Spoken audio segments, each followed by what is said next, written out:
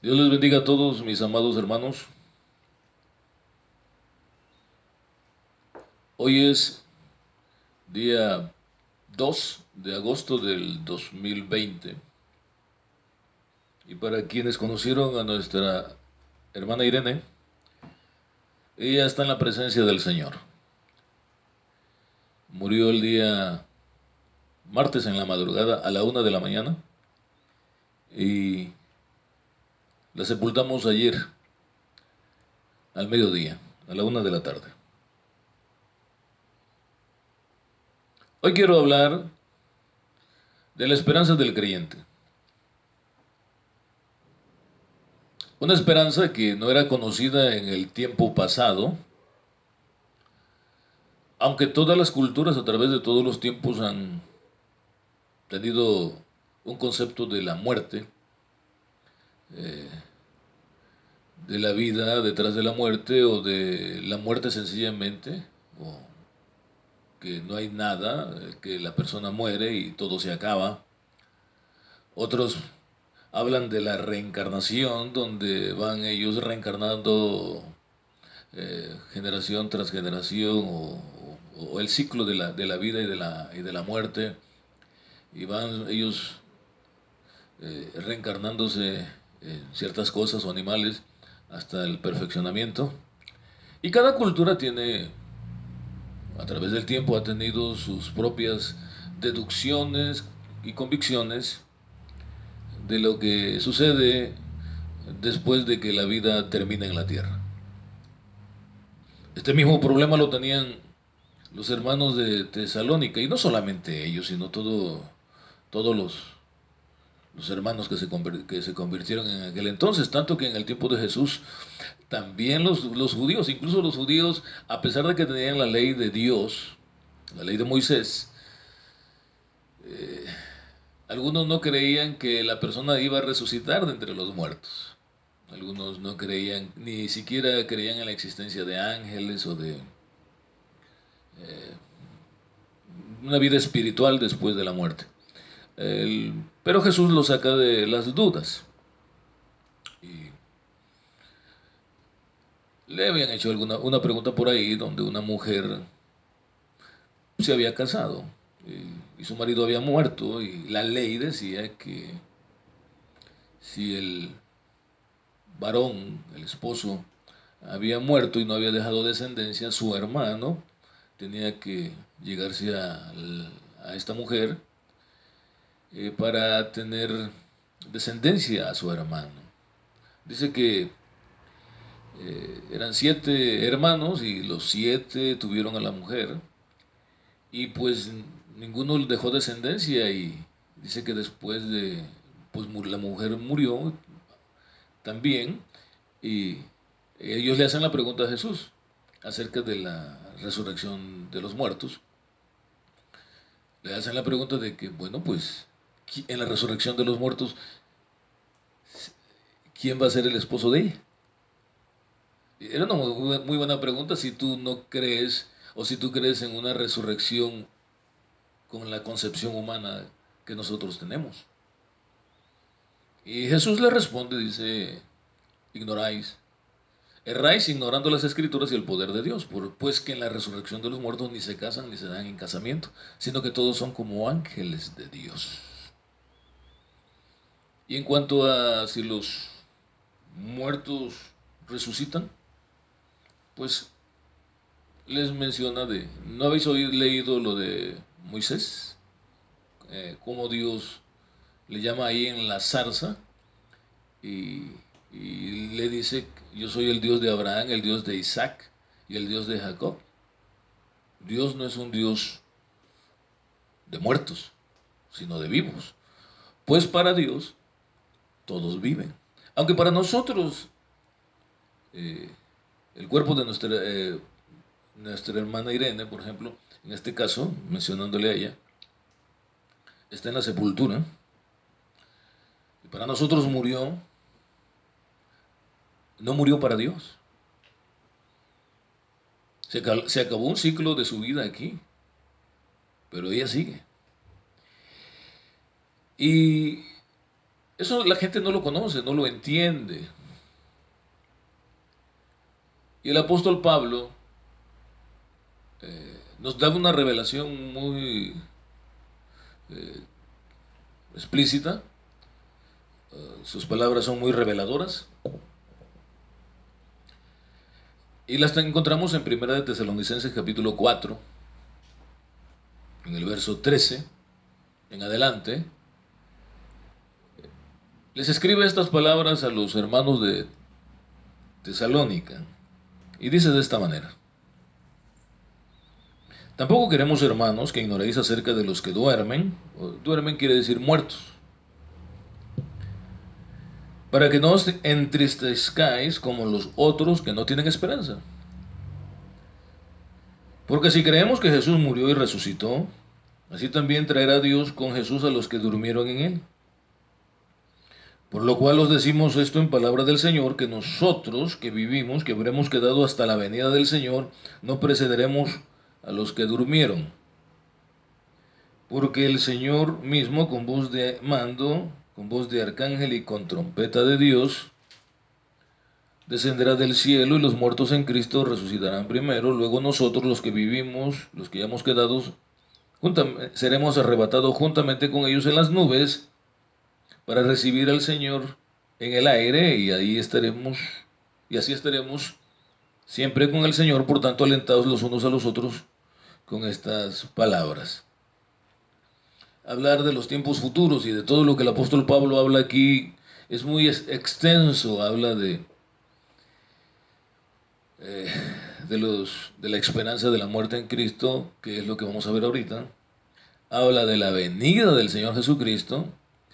Eh, digamos que sería la segunda venida, pero en esta segunda venida no estamos hablando de esa venida que va a establecer su reino en la tierra, sino es una segunda venida donde el Señor vendrá, pero hasta el aire. Entonces, tal vez se crearía una polémica, un problema de si es segunda venida o no es segunda venida, porque realmente no llega a la tierra. La segunda venida de Cristo se llama a aquella cuando Él viene a establecer su reino milenial, y lo establece ahí en Jerusalén, en el Monte de los Olivos, donde Él ascendió a los cielos cuando Él resucitó de entre los muertos, y después que anduvo ahí 40 días, pues Él se fue al cielo. Y Él va a venir, y a eso se le llama la segunda venida. Y vamos a dejarlo así como de esta manera, que esa será la segunda venida, porque Él va a poner su pie en la tierra. Y, y hablemos, y el arrebatamiento, pues no, en el arrebatamiento el Señor espera a su iglesia resucitada, transformada en los aires, para que estén enterados.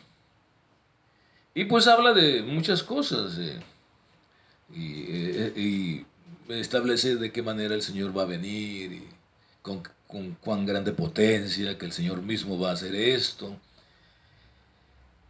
Y pues centrémonos y miremos lo que el apóstol Pablo dice al respecto de la muerte. De la muerte en Cristo. Hablemos de los muertos que mueren en Cristo y de las personas que mueren sin Cristo. El que muere sin Cristo tiene su propia ideología, su propia convicción acerca de lo que va a pasar después de su muerte. Eh, como dije antes, pues todos creemos que vamos al cielo. Tampoco queremos, hermanos, que ignoréis, dice el apóstol Pablo, acerca de los que duermen, para que no os entristezcáis como los otros que no tienen esperanza. Y esto es lo que debería de contemplar o de meditar el ser humano.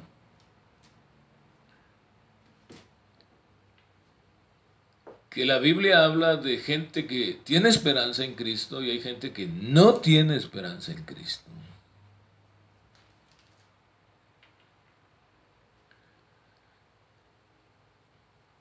Y la gente debería estar preocupada para conocer lo que va a suceder después de la muerte. Y tenemos la Biblia, que es la palabra de Dios. Es el instructivo de Dios. Así como cuando compramos algún aparato, no tengo aquí a la mano, un micrófono, el celular, el audio, la bocina, ¿no? Traen un instructivo para darle el correcto funcionamiento a lo que tú compraste para que no metas la pata y cometas errores y lo descompongas. Bueno, pues viene un instructivo. Hace tiempo estaba yo en una papelería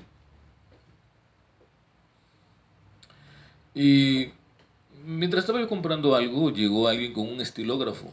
Creo que así se llama. Ya tanto tiempo ha pasado que ya no sé si así se llama, que así se llaman. Son unos pequeños lapicitos, unas pequeñas tipo plumas, ¿va? Lápiz, no sé.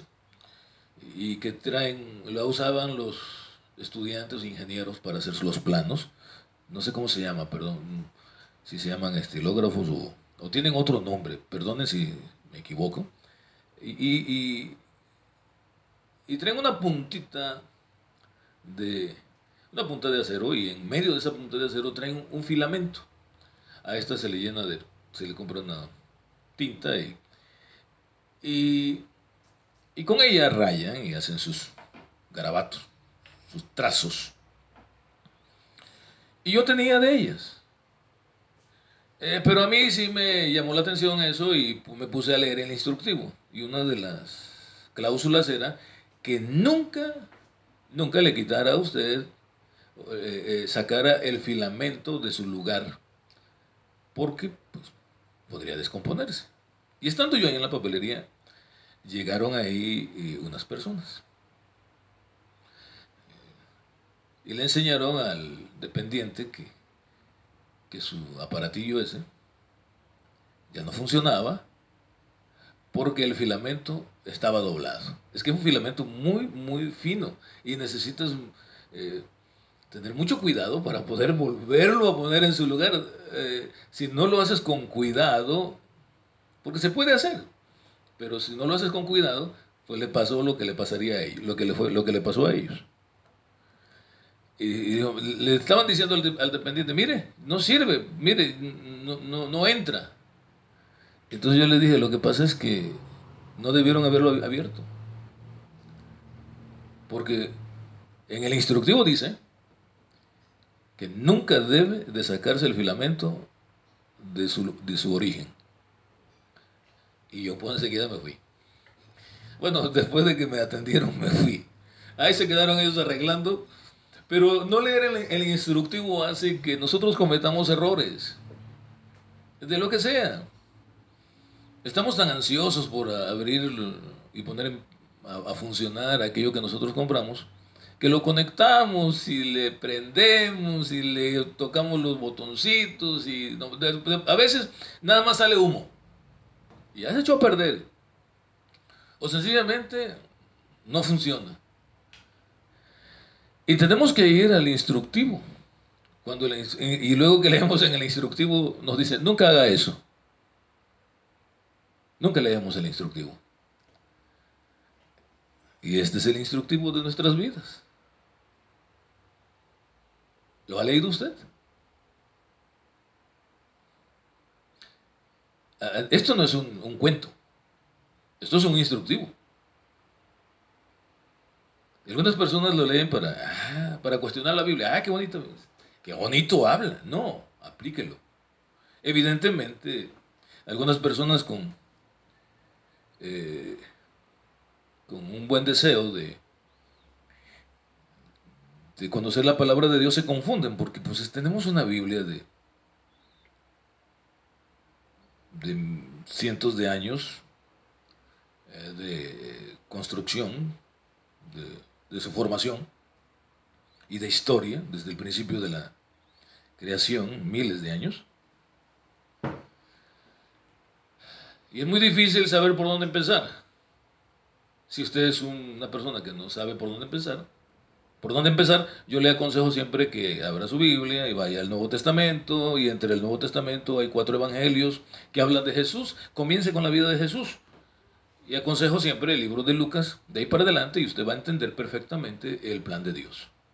Pero tiene que comenzar de ahí, no empiece de Génesis, porque empieza muy bonito, pero usted se va a ir metiendo en un laberinto que no va a entender y se va a aburrir de la Biblia. No le va a entender si no está diestro para entender lo que está diciendo la Biblia.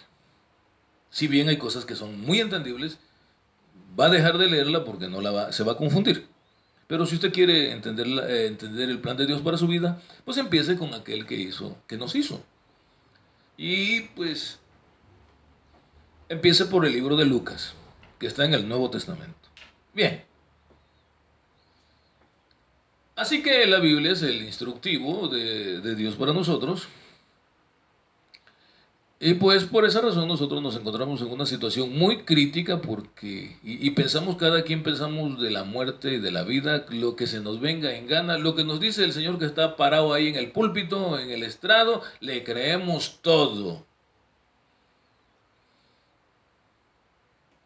Yo siempre le digo a la gente que no me crea nada, que le crea a la Biblia, que si lo que yo digo es conforme a la Biblia, entonces Dios ha hablado. Y si lo que yo le digo es conforme a lo que se me ocurrió a mí, entonces no me haga caso. Las personas deben tener su Biblia y estudiarlas. El instructivo viene en cada aparato que usted compra. Usted puede comprar 20 aparatos y vendrán 20 instructivos. Se puede comprar para usted 100 aparatos y vendrán 100 instructivos. Porque el instructivo es personal. La Biblia es Dios dándole instrucciones a usted para que usted se asegure y viva correctamente y usted pueda entender qué le va a suceder después de la muerte o durante toda la vida. Cómo tomar las decisiones correctas, apropiadas. Y aquí el apóstol Pablo, volviendo, ya centrándonos en el tema, el apóstol Pablo le dice a los tesalonicenses, porque pues ellos se entristecían como todos nos entristecemos con la pérdida de alguien. Ya nunca lo voy a volver a ver. Si bien tal vez no lo veamos como con este cuerpo, o más bien, digo este cuerpo, estas facciones, porque vamos a ser transformados en algo tremendo, algo glorioso, pero realmente va a ser este cuerpo. Este cuerpo va a ser, que es corruptible, se va a vestir de incorrupción. Eso lo dice la Biblia, en 1 Corintios 15. Y cuando esto corruptible sea vestido de incorruptibilidad y esto mortal de inmortalidad, se cumplirá la palabra que está escrita: sorbida es la muerte en victoria. ¿Dónde está, oh muerte, tu aguijón? ¿Dónde, oh sepulcro, tu victoria? Y empieza el apóstol a hablar acerca de cómo se va a vencer a la muerte. Cristo va a venir a levantar a su pueblo. Y seremos transformados. Pero eso lo sabemos cuando leemos el instructivo. Así que el apóstol Pablo les escribe que hay personas que no tienen esperanza. ¿Cuáles son? Pues aquellas que no conocen de Cristo. Y les empieza a correr el velo para que ellos puedan entender todo lo que encierra el Evangelio de Cristo. Ellos habían recibido a Cristo. Ellos sabían que Cristo murió y resucitó. Y les empieza a decir, porque si creemos que Jesús murió y resucitó, así también traerá Dios con Jesús a los que durmieron en Él. O sea, los que murieron en Cristo van a ser levantados con Jesús. O de la manera que Jesús fue levantado. Por lo cual os decimos esto en palabra del Señor. Que nosotros que vivimos, que habremos quedado hasta la venida del Señor, no precederemos a los que durmieron. Habrá personas, vamos a poner aquí, hay unos, habrá personas que van a estar vivas y otras van a estar sepultadas cuando Cristo venga por su iglesia. Vamos a poner aquí una persona sepultada. Ok. Imaginémonos que es una persona que ha muerto. Y va a haber personas que están vivas.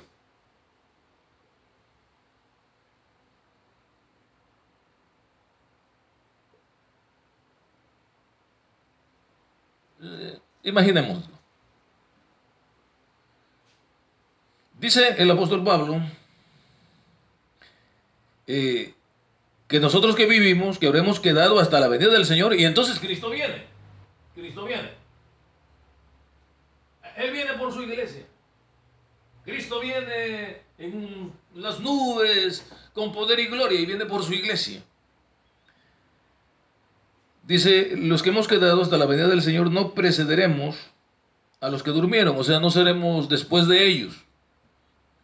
Porque el Señor mismo con voz de con voz de mando, con voz de arcángel y con trompeta de Dios, descenderá del cielo y los muertos en Cristo se levantarán.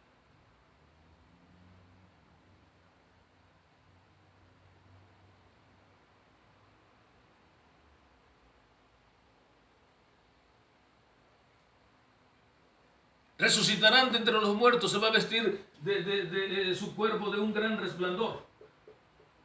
Serán llenos de gloria, será vencida la muerte, las tumbas se van a abrir. Es una forma de expresión, no va a ser necesidad de que una tumba se abra. Y en el momento en que ellos van siendo levantados, nosotros en ese mismo instante, los que estamos, rompemos nuestras jaulas mortales, nos vestimos de incorrupción también y juntamente somos levantados para estar con Jesucristo por siempre.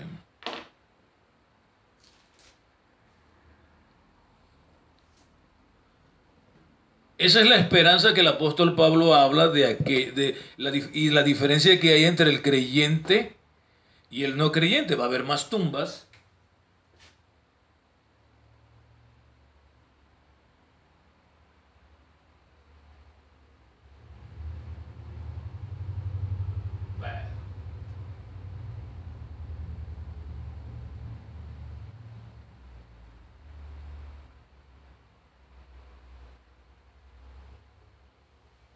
Y gente se va a quedar ahí. Cristo viene por su iglesia. Nosotros tenemos un sello, el sello de Dios. Y nos vamos al cielo. Con Cristo. De aquí Cristo regresa al cielo. A lo que nosotros llamamos, o lo que la Biblia llama, las bodas del Cordero. Esas son las bodas del Cordero. Y cuando su iglesia se levanta en la tierra, empiezan los juicios de Dios. Caer todos los juicios de Dios. Mientras el anticristo aquí hace desastre y medio, la iglesia del Señor está gozando en la presencia de Él en aquellas bodas. Dice la Biblia, porque el Señor mismo con voz de mando, con voz de arcángel y con trompeta de Dios descenderá del cielo. Y los muertos en Cristo resucitarán primero. Luego nosotros los que vivimos, los que hayamos quedado, seremos arrebatados juntamente con ellos. Mira, vamos a ser arrebatados juntamente con ellos, transformados. Ahorita vamos a leer ese pasaje bíblico de la transformación, para recibir en el aire al Señor y así estaremos por siempre. Gloria a Dios, hermanos, vamos a vivir por siempre.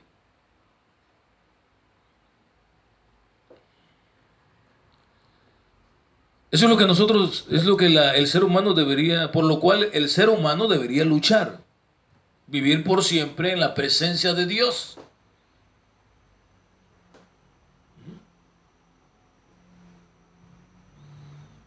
Lea el instructivo. Voy a leer el pasaje donde habla de qué manera nuestros cuerpos serán transformados. Y voy a concluir. Eso está en 1 Corintios, capítulo 15. Es el libro poderoso.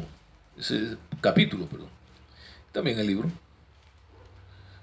Toda la Biblia. No es que pues, nos emocionamos y hablamos de algún pasaje en específico. Dice de esta manera. En el verso 50 del capítulo 15 de 1 Corintios dice de esta manera. Pero esto digo, hermanos, que la carne y la sangre, o sea, en este cuerpo, no pueden heredar el reino de Dios, ni la corrupción hereda la incorrupción. He aquí os digo un misterio. No todos dormiremos. Cuando la Biblia habla de dormir, debemos de ver el contexto de todo para que sepamos si realmente es que está echándose un sueño a alguien o está hablando de manera simbólica y está hablando de la muerte. No todos dormiremos, pero todos seremos transformados. Aquí habla de una transformación de cuerpo. En un momento, en un abrir y cerrar de ojos, así, será instantáneo. No te va a dar tiempo. Puedes estar, sí, y ya eres transformado. Suena raro, extraño y asombroso. La Biblia es algo asombroso. La salvación es algo asombroso. Por eso tiene que creerse. Y esa fe lo produce la palabra de Dios, el oír la palabra de Dios.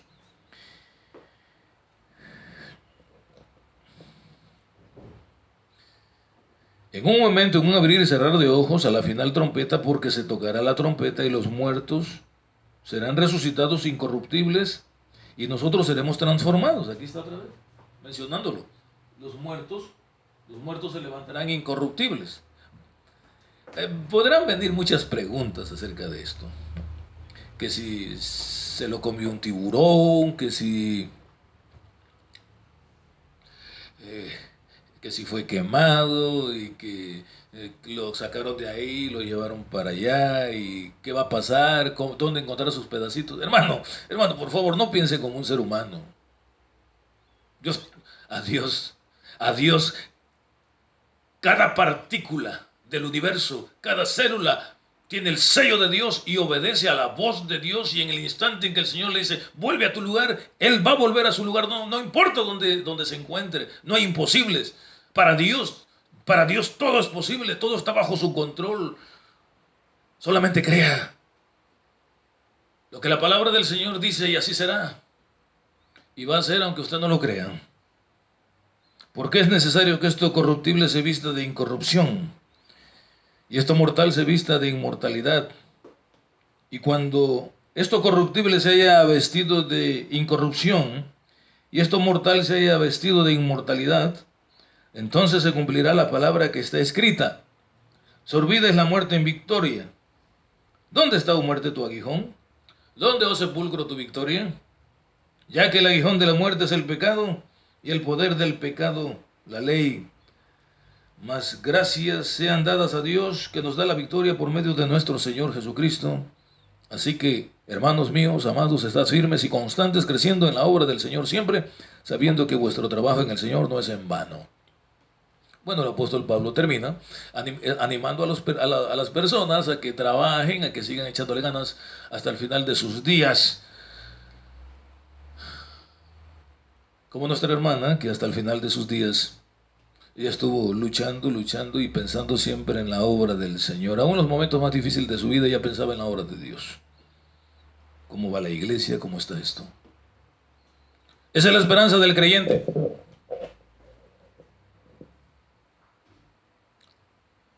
Que un día, cuando Cristo descienda de los cielos, nosotros, si estamos vivos